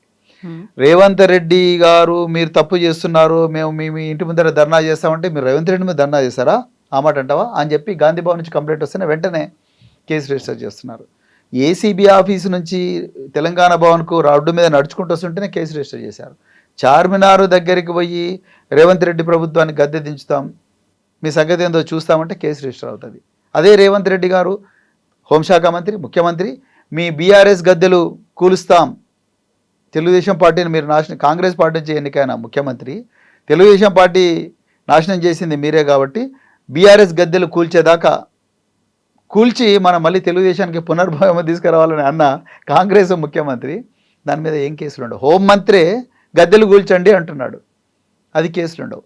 మేము ఏమంటున్నామంటే పోలీసులారా మీరు దండం పెడతాం, మీకు చట్టం ఉంది, పోలీస్ మాన్యువల్ ఉంది, భారతీయ న్యాయ సంహిత ఉంది, భారతీయ శిక్షా అంటే సిఆర్పిసి ఉంది, బిఎన్ఎస్ఎస్ అంటారు దాన్ని ఇప్పుడు, ఇవన్నీ ఉన్నాయి.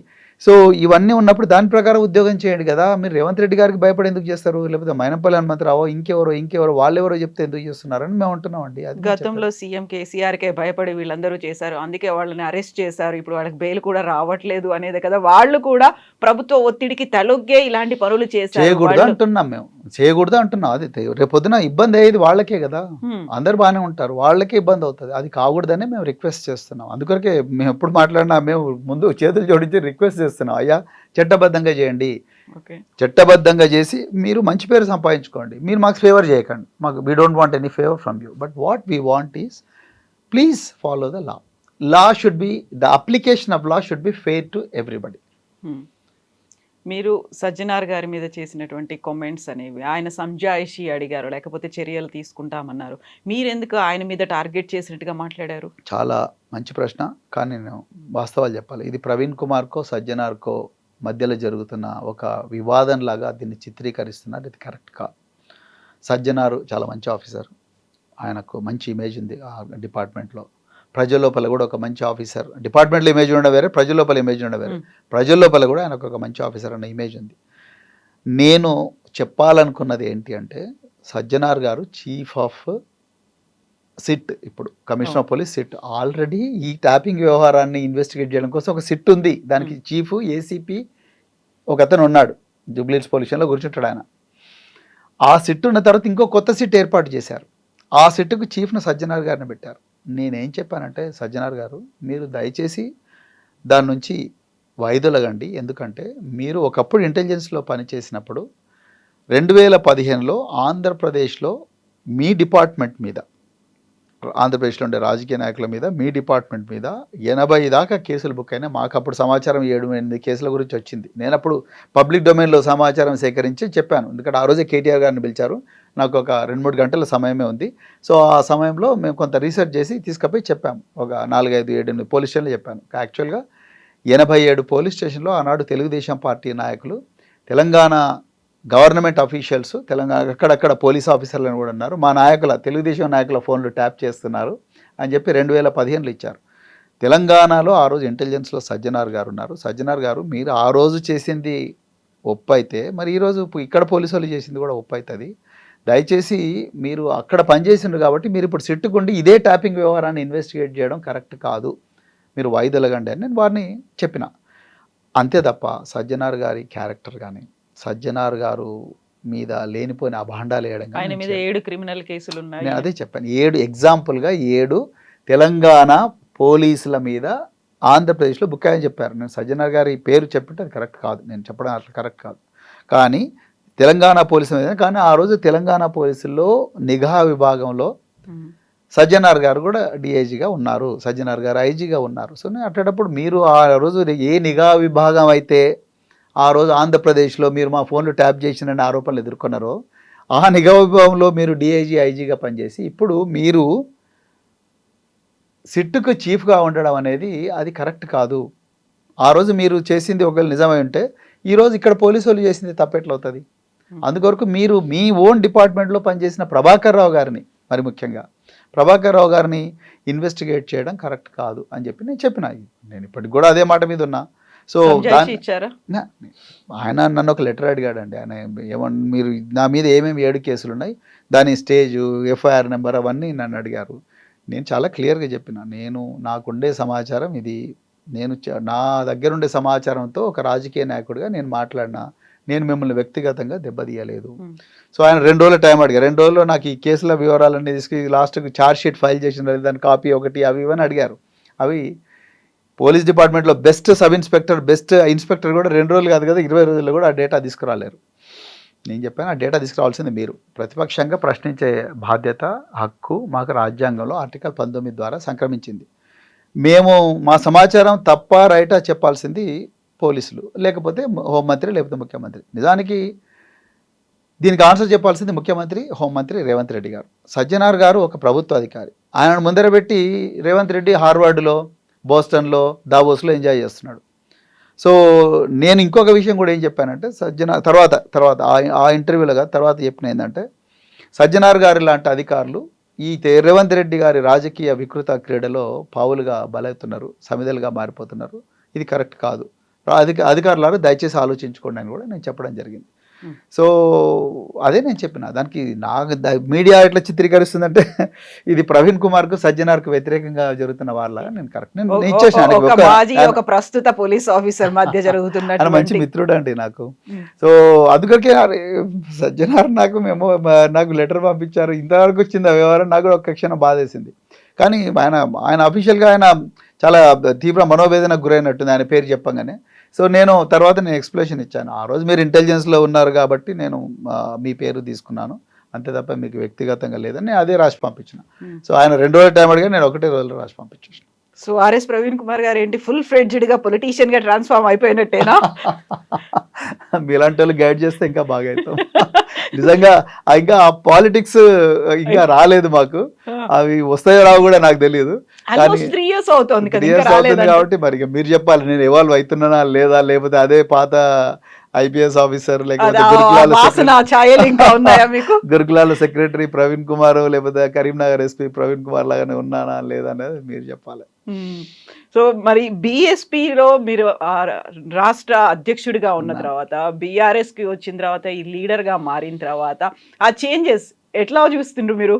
అప్పుడు ఒక పార్టీకి అధ్యక్షుడిగా ఉన్నారు, ఇక్కడికి వచ్చి ఒక లీడర్ అయ్యిండ్రు, అండ్ యు ఆర్ సంధిస్తూనే ఉన్నారు, ఆ ప్రశ్నల్ని సంధిస్తూనే ఉన్నారు. కాకుంటే గతంలో బీఆర్ఎస్ ప్రభుత్వం మీద సంధించారు, ఇప్పుడు కాంగ్రెస్ మీద సంధిస్తున్నారు.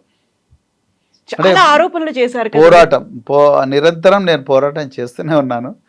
సో ఆ రోజు నేను బిఎస్పి రాష్ట్ర అధ్యక్షుడిగా ఉన్నప్పుడు రాష్ట్రంలో ప్రజలు, ముఖ్యంగా నిరుద్యోగులు చాలా ఇబ్బందులకు గురైనరు. వాళ్ళందరికీ ఒక గొంతుగా నేను మారినమాట వాస్తవం. ఎందుకంటే నా దగ్గర ఒక స్పష్టమైన సమాచారం, టీజీపీఎస్సీ నుంచి పేపర్లు లీక్ కావడం, గ్రూప్ 1 పేపర్ లీక్ కావడం, కాళేశ్వరం అవినీతి అవన్నీ అని అన్నాం మేము ఆ రోజు. అంటే ఆ రోజు పోరాటాలు అన్ని ప్రతిపక్ష పార్టీలు ఏ విధంగా అయితే పోరాటం చేసినో ఆ విధంగా మేము పోరాటం చేసినాం. కానీ రకరకాల కారణాల వల్ల బీఎస్పీలో అగ్రనాయకత్వంతో నాకున్న కొన్ని డిఫరెన్స్ ఆఫ్ ఒపీనియన్ వల్ల నేను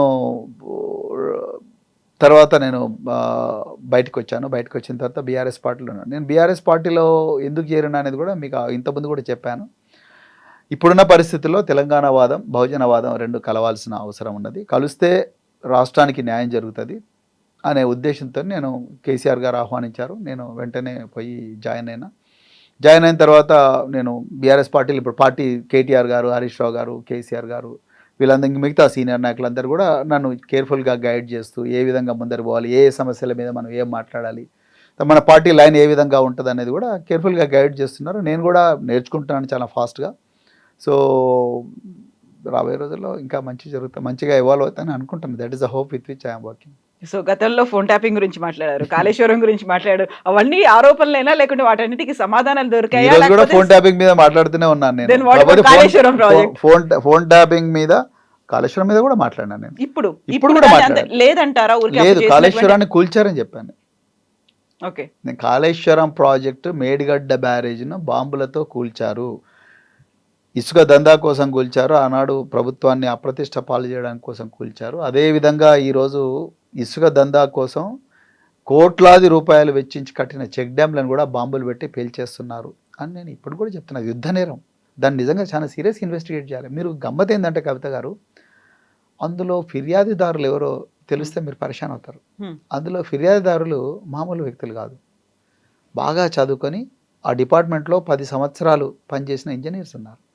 ఇంజనీర్సే కంప్లైంట్లో కొందరు దుండగులు బాంబులతో పేల్చివేశారు అని చెప్పి కంప్లైంట్ ఇచ్చిన తర్వాత కూడా వెరీ ఫస్ట్ కంప్లైంట్ అలాగే వచ్చింది. సెకండ్ కంప్లైంట్, ఫస్ట్ కంప్లైంట్ భారీ శబ్దాలు వినిపించింది. సెకండ్ కంప్లైంట్ దుండగులు బాంబులతో పేల్చివేశారు అని ఉందండి కంప్లైంట్. ఆ కంప్లైంట్ ఉన్నప్పుడు clues team, bomb disposal squad ఇవన్నీ కూడా రంగంలోకి దిగి ఈ 24 కోట్ల రూపాయలతో కట్టిన ఒక చెక్ డ్యాము ఎట్లా కూలిపోయింది, ఎట్లా కూల్చేశారు అని ఇన్వెస్టిగేట్ చేయాలి కదండి. ఆ శాంపుల్స్ తీసుకోవాలి కదా.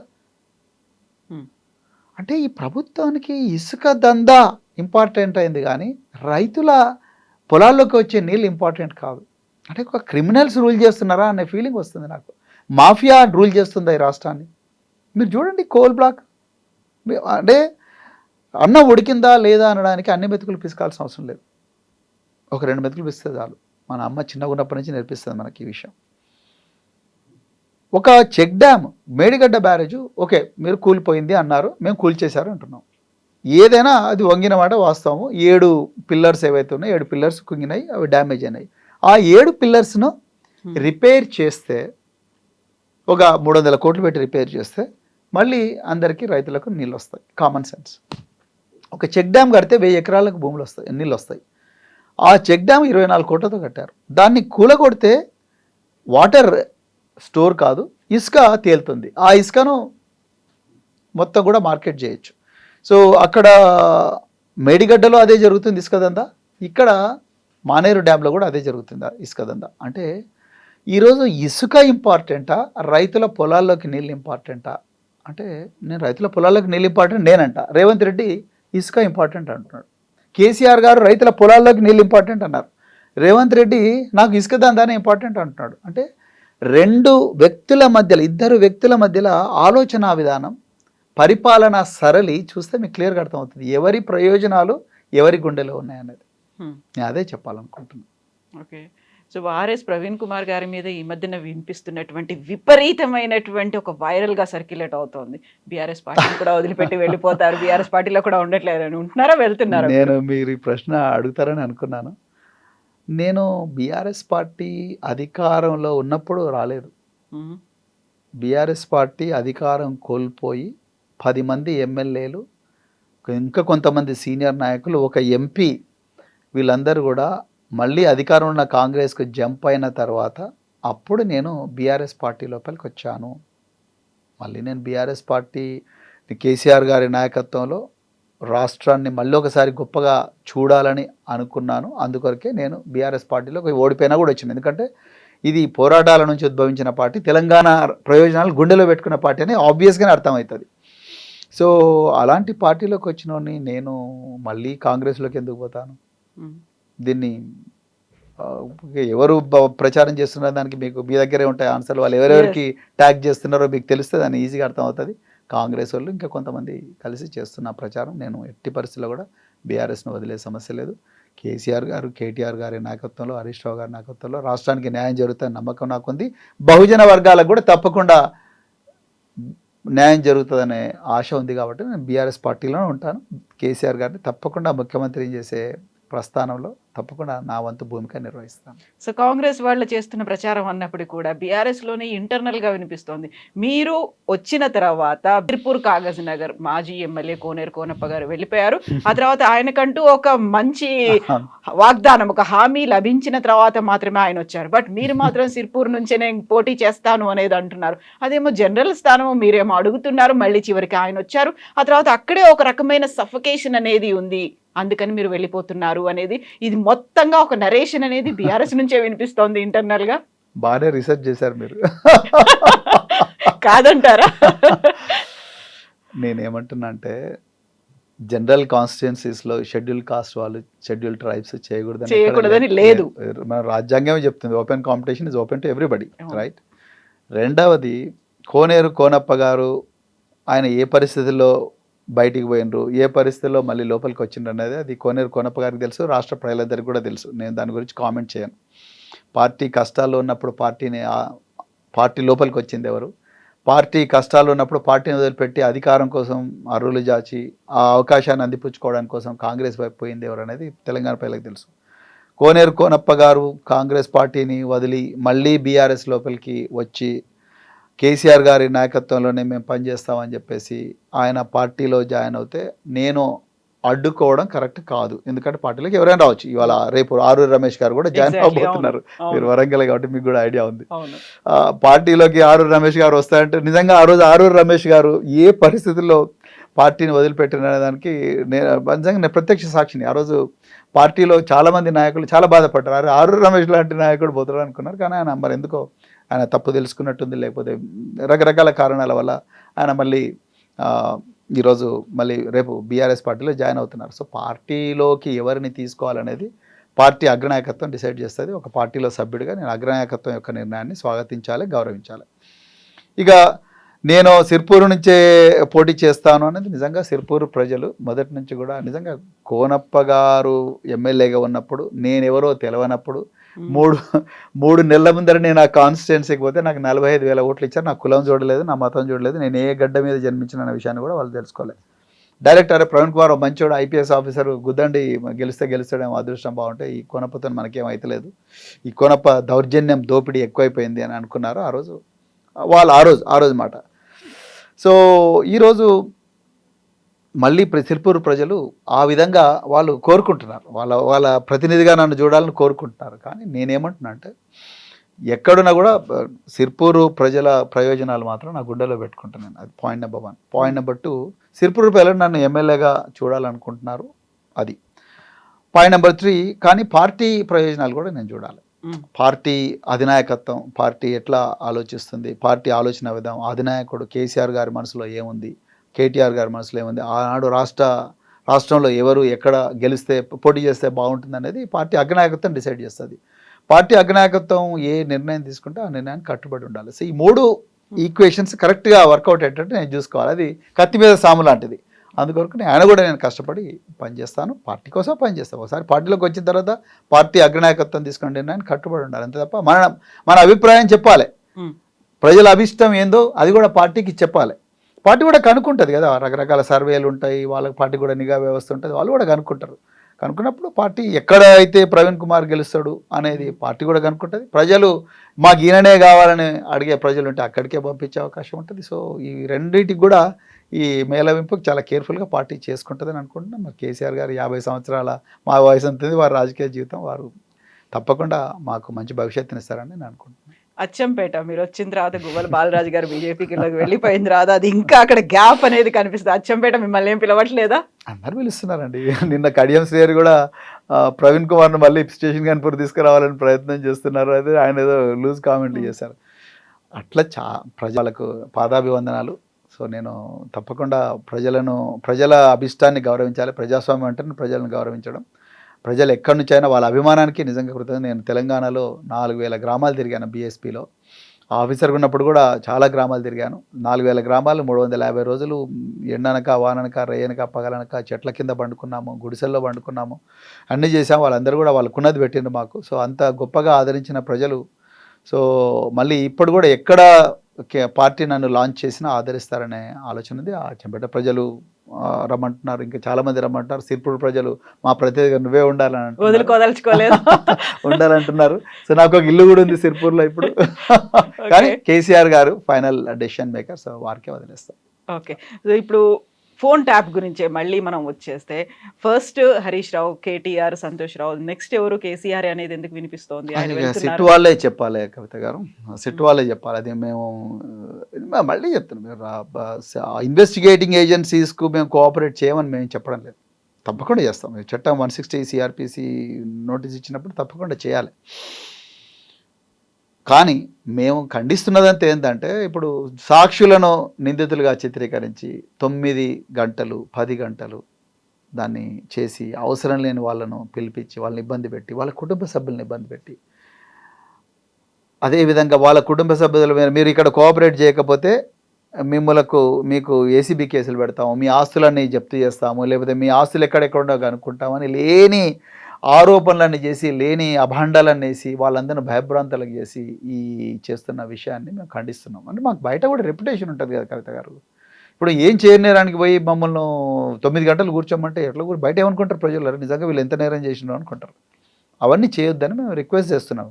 రేపొద్దున ఎవరికి నోటీస్ వచ్చినా పోవాల్సిందే, పోతాం చట్ట ప్రకారం, ఎవరు చేయమని చేస్తాం. కానీ యాక్చువల్లీ సిట్ యొక్క నీడ్నే ప్రశ్నిస్తున్నాం మేము. సిట్ అసలు అవసరమా అంటున్నాం. ట్యాపింగ్ చట్టబద్ధమైనప్పుడు సిట్ ఎందుకు అంటున్నాం. ఒకవేళ మీ పోలీసులు ఏమైనా తప్పు చేసి ఉంటే వాళ్ళ మీద ఇన్వెస్టిగేట్ చేసుకోండి అంటున్నాం. అది మీ ఇంటర్నల్ మ్యాటర్.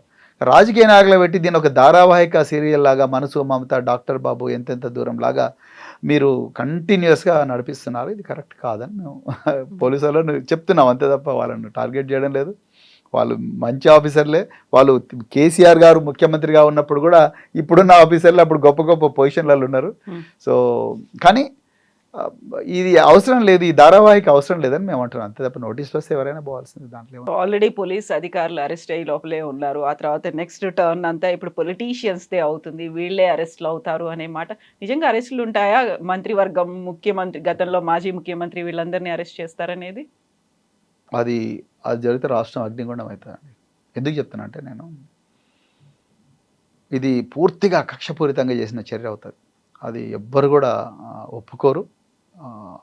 అది కరెక్ట్ కూడా కాదు. యాక్చువల్గా మీరు ఇంటెలిజెన్స్ ఐజీ ప్రభాకర్ రావునే అత్యంత ఘోరంగా అతన్ని హింసిస్తున్నారు. అది కూడా కరెక్ట్ కాదు. ఎందుకంటే ఆయన ఇదే సజ్జనార్ గారి దగ్గర, ఇంకా మిగతా పై అధికారుల దగ్గర పనిచేశారు. 16 సంవత్సరాలు ఇంటెలిజెన్స్ డిపార్ట్మెంట్లో పనిచేశారు. క్యాన్సర్ సర్వైవర్ ఆయన. ఎన్నో గొప్ప పనులు చేశారు. అవన్నీ కొన్ని నేను చెప్పలేను కూడా. నేను ఇప్పుడు పనిచేస్తున్న ఆఫీసర్లు కూడా ఎంతోమంది ఎంతో గొప్ప పనులు చేశారు. నేను వాటి గురించి మాట్లాడడం కరెక్ట్ కాదు. అలాంటి వాళ్లకు కేంద్ర హోంశాఖ మంత్రి మెడల్స్ ఇచ్చాడు. ప్రభాకర్ రావుకు బెస్ట్ ఇంటెలిజెన్స్ ఆఫీసర్ అని మెడల్ ఇచ్చారు. ప్రభాకర్ రావుకు ప్రెసిడెంట్ ఆఫ్ ఇండియా మెడల్ ఇచ్చారు. అలాంటి వాళ్ళను 14 రోజులు ఒక జూబ్లీహిల్స్ పోలీస్ స్టేషన్లో పోలీస్ కస్టడీలో పెట్టి ఒక మామూలు క్రిమినల్గా చూసినట్టు చూడడం ఏదైతే ఉందో అది కరెక్ట్ కాదు. అదే నేరం. ఇక అక్కడి నుండి మీరు రాజకీయ నాయకుల దగ్గరకు వచ్చి వాళ్ళని అరెస్ట్ చేస్తే రాష్ట్రం అగ్నిగుండం అవుతుంది. వాళ్ళకి సంబంధం ఉండదండి. అసలు హరీష్ రావు గారు ఏమేమి మంత్రి శాఖలు చేశారు? మార్కెటింగ్, నీటిపారుదల, ఫైనాన్స్, ఆరోగ్యం రైట్. కేటీఆర్ గారు ఏమేం చేశారు? మున్సిపల్ అభివృద్ధి శాఖ, పంచాయతీరాజ్ శాఖ, గ్రామీణాభివృద్ధి శాఖ, అదేవిధంగా ఐటీ శాఖ, పరిశ్రమల శాఖ. ఇక్కడ ఎక్కడైనా హోంశాఖ ఉందా? లేదు. సో ఈ ఇద్దరు మినిస్టర్లను పిలిపించి మీరు ఏం మాట్లాడతారు వాళ్ళతోని? అదేవిధంగా ఇప్పుడు జోగినపల్లి సంతోష్ గారిని పిలిపించి ఆయన రాజ్యసభ సభ్యుడు, ఆయనకు పోలీసు వాళ్ళకి ఏం సంబంధం ఉంటుంది? బట్ ఇక్కడ మీరు అన్న దాంట్లో వాళ్ళు హోంశాఖ నిర్వహించలేదు అంటే హోంశాఖ మంత్రిని కూడా పిలుస్తారా? అంటే గతంలో మహమూద్ అలీ చేశారు. మరి అది వాళ్ళే డిసైడ్ చేసుకోవాలి. అది వాళ్ళు డిసైడ్ చేసుకోవాలి. అదేమన్నా పైప్ లైన్ లో ఉందా ఆయన కూడా పిలవడం అనేది? మీరు చూడాలి. మరి అది సిట్ వాళ్ళు మనకు చెప్పారు కదా. రేపు ఈ మాట కూడా వినిపించింది. అంటే అదేమన్నా చేస్తుంటే హోంశాఖ మంత్రి చేస్తుంటారేమో, వాళ్ళ ఆదేశాలు ఇచ్చుంటారేమో, మేము ఎందుకు ఇస్తాం, మా శాఖ ఆ పరిధిలో మేము లేం కదా అనే మాట కూడా అన్నారు అనేది. అది ఎవరైనా అంటారు. మనమే అంటున్నామంటే అర్థం చేసుకోండి. వాళ్ళైనా అదే అంటారు, ఎవరైనా కామన్ మ్యాన్ కూడా అదే అంటారు. వాళ్ళకి హోమ్ మినిస్టర్ కాదు కదా, వాళ్ళకి అసలు ఫైల్సే రావు కదా, పోలీస్ ఫైల్స్. డీజీపీ పోయి రోజు హరీష్ రావు గారి ఇంటి ముందో కేటీఆర్ ఆఫీస్ ముందర ఉండరు కదా, అంటే వాళ్ళ దగ్గర కూర్చొని చర్చ చేయరు కదా. ఆ ఫైల్స్ వాళ్ళకి సర్క్యులేటే కావు. సర్క్యులేట్ కానప్పుడు వాళ్ళు ఎట్లా రెస్పాన్సిబుల్ అవుతారు? కామన్ సెన్స్ అది. రాజకీయ నాయకులను సంబంధం లేని విషయాల్లో అరెస్ట్ చేస్తే నిజంగా చాలా గొప్ప నేరం చేసిన వాళ్ళు అవుతారు పోలీసు వాళ్ళు. రాష్ట్రం అతలాకుతలం అవుతుందని నేను అనుకుంటున్నాను. నిజంగా పబ్లిక్ చూస్తున్నారు. ఎందుకంటే అక్కడ ఆల్మోస్ట్ 5,000-6,000 మంది ప్రజల జీవితాల్లోకి తొంగి చూశారు. వాళ్ళందరూ దేశద్రోహులు కాదు, లేకుంటే సంఘ వ్యతిరేక శక్తులు కాదు. కామన్ పబ్లిక్ భార్య భర్తలతో ఏం మాట్లాడుకుంటున్నారు అనేది, ఫ్రెండ్స్ మధ్య ఏం మాట్లాడుకుంటున్నారు అనేది. మీరు కూడా ఆ మీడియా కథనాలని మీరు కూడా క్యారీ అయిపోయారు. ప్రజలు ఏం ఆలోచిస్తున్నారు? ప్రజలు అదేంటే ప్రజల ముందర వాస్తవాలు పెట్టే ప్రయత్నంలోనే మేము ఇన్ని ప్రెస్ కాన్ఫరెన్స్లు పెడుతున్నాం, మాకు ఇన్ని నోటీసులు వస్తున్నాయండి. ఇప్పుడు మాకు నోటీస్ వస్తుంది, మీరు అర్థం చేసుకోండి. ఇప్పుడు ఒక thumbnail పెట్టి ఆ రకుల్ ప్రీత్ సింగ్ అని ఎవరు సినిమా యాక్టర్ అంట, సో ఆమెను రకుల్ రావు అని ముఖ్యమంత్రి అంటాడు. వాళ్ళ ఇళ్లలో వాళ్ళ మహిళలు ఏమనుకుంటారండి? మీరు ఒకసారి ఆలోచించండి. వాళ్ళ ఇళ్లలో వాళ్ళ పిల్లలు ఏమనుకుంటారు, వాళ్ళ మహిళలు ఏమనుకుంటారు, వాళ్ళ బంధువులు ఏమనుకుంటారు? ఇంత వ్యక్తిత్వ హననం చేస్తూ ఉంటే ఎట్లా చూసుకుంటూ కూర్చోవాలి? ఇప్పుడు మేము చేస్తున్న ప్రయత్నం అంటే అదే. మీరేమో 6,000 మంది జీవితాలు నాశనం అంటే, ఇక్కడ 4 కోట్ల మంది ఉండే తెలంగాణను తీసుకొచ్చిన ఉద్యమకారులు ఇప్పుడు మంత్రులైనరు. ఆ ఉద్యమకారుల జీవితాలు, వాళ్ళ పరిస్థితి ఏంటండి? మరి వాళ్ళ కుటుంబాలు ఏమనుకుంటాయి? వాళ్ళ గురించి ఆలోచించిన వాళ్ళు చేయని నేరం వాళ్ళకి అంటగడితే ఎట్లా చూడాలండి దీన్ని? Common sense. దీంట్లో ఏ వ్యక్తిగత స్వార్థం లేకుండా నేను మాట్లాడుతున్నా, నిష్పక్షపాతంగా మాట్లాడుతున్నా. మీరు 4,000 మందిని ఎందుకు చేసిండ్రో ఆరోపణలు ప్రూవ్ చేయలేకపోతున్నారు. సో అదేవిధంగా ఇప్పుడేమో ఎవరైతే ఆ డిపార్ట్మెంట్కి సంబంధం లేని వాళ్ళని తీసుకొచ్చి మీరు 9 గంటలు విచారిస్తున్న సమయంలోనేమో అన్ని మీడియా ఛానల్స్లో, మీకు అనుకూలమైన మీడియా ఛానల్స్లో ఫేక్ అశ్లీలమైన thumbnails పెట్టి చేస్తే మేము దాని మీద కేసు పెడితే ఇన్వెస్టిగేట్ చేయరు. ఇదే హైదరాబాద్ పోలీసులు. మరి ఎట్లా చూడాలి? ఎవరికి చెప్పుకోవాలి ఈ బాధ? ప్రజలకే చెప్పుకోవాలి. అందుకొరకే మేము ప్రజలకు చెప్పే ప్రయత్నం చేస్తున్నాం. దానికి మీకు నోటీసుల మీద నోటీసులు వస్తున్నాయి. అదే నేను చెప్తున్నా.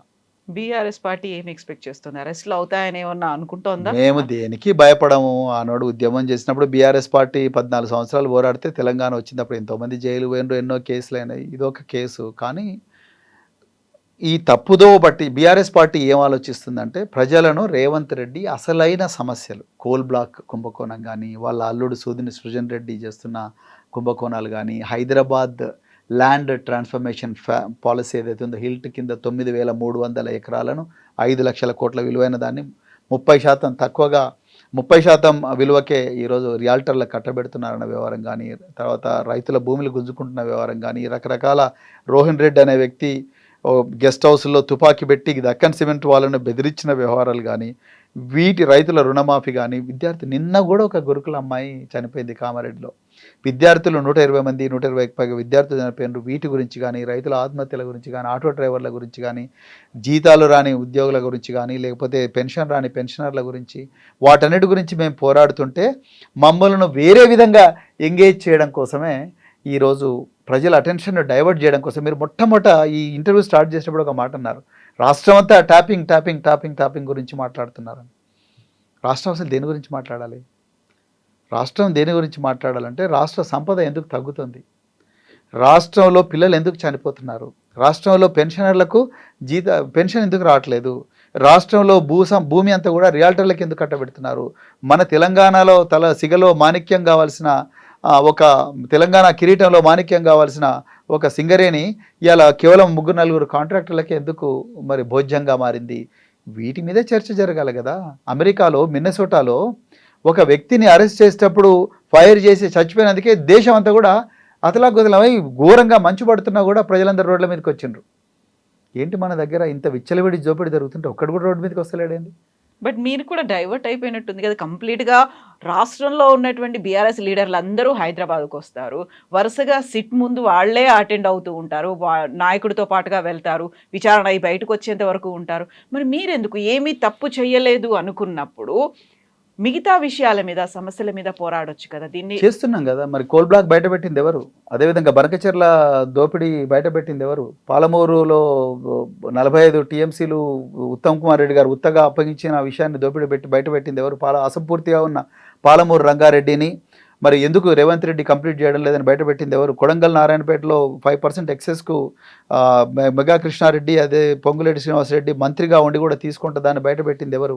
ఇంకా ఎన్నో కుంభకోణాలంతా కూడా బయట పెడుతున్నది ఎవరు? బీఆర్ఎస్ పార్టీనే కదా. కంటిన్యూస్గా పోరాటం అనేది లేదు. ఇప్పుడు మీరు చెప్పినట్టుగా ఒక ఎడతెరని ధారావాహికగా టెలిఫోన్ ట్యాపింగ్ అనేది ఇష్యూ నడుస్తోంది అనుకున్నప్పుడు, ఇన్ని కుంభకోణాలు వీటన్నిటిని బయట పెట్టామనుకున్నప్పుడు వాటికి సంబంధించి కంటిన్యూస్ ఆందోళన, పోరాటం, నిరసనలు చేస్తాము. మరి అవి చేస్తూనే మళ్ళీ పంచాయతీ ఎలక్షన్లు కొట్లాడాలి, దాని తర్వాత ఇప్పుడు రాబోయే మున్సిపల్ ఎలక్షన్లు కొట్లాడాలి, మళ్ళీ దాని తర్వాత ఎంపీటీసీ జెడ్పీటీసీ ఎలక్షన్లు కొట్లాడాలి. ఇది ఒక నిరంతరం మా జీవన విధానం. ఇది దీంట్లో తెలంగాణ ప్రజలు నీళ్ళలో ఉండే చేపలాగా మేము తెలంగాణ ప్రజల జీవన విధానంతో పోరాడమే మా జీవనం అయిపోయింది. సో ఇదే మా రాజకీయం, ఇంకా అంతకుమించి ఏముంటుంది. చేస్తున్నాం, తప్పనిసరిగా చేస్తున్నాం. కాకపోతే కొన్నిసార్లు మీడియా కనిపిస్తుంది, కొన్నిసార్లు కనిపించదు. కాకపోతే ఇక మా విశ్వాసం నిశ్వాసం అంతా కూడా ఈ పోరాటంలోనే గడిచిపోతుంది.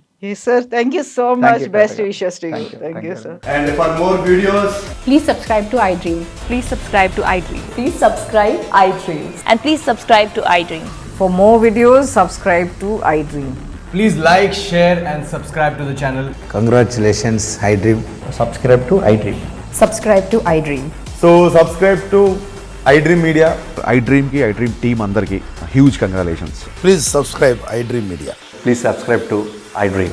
Subscribe iDream. Please subscribe to iDream.